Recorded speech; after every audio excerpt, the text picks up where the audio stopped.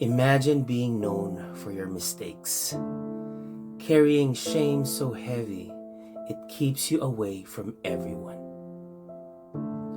That was the woman at the well in John 4, alone, broken, and thirsty for more.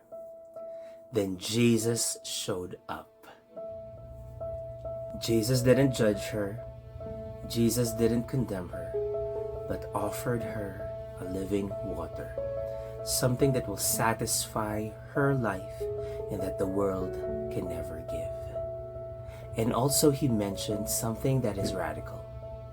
In John 4:23, Jesus said, "True worshipers will worship the Father in spirit and in truth." What does it mean to worship God in spirit and in truth? Ano ba ang ibig sabihin nito? It means that everyone can come before God just as they are. It means that God doesn't need perfect people so that we can come to Him.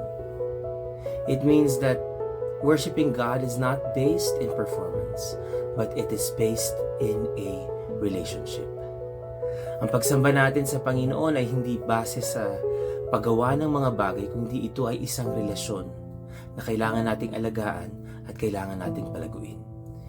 Jesus invited the woman and met her in her mess, and also God meets us also in our mess.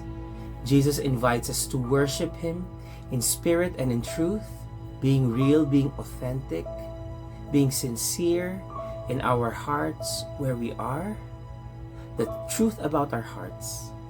And also Jesus wants us to worship based on the truth of the Bible, His Word.